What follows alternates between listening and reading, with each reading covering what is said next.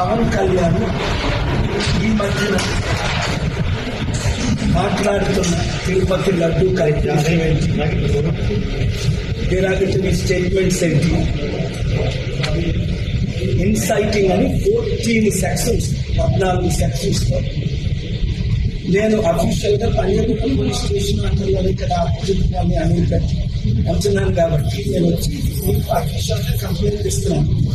ఇమీడియట్గా ఆయన్ని ఇన్వెస్టిగేషన్ చేయమని, based on the sections FIR file చేయమని, తర్వాత అరెస్ట్ చేయమని.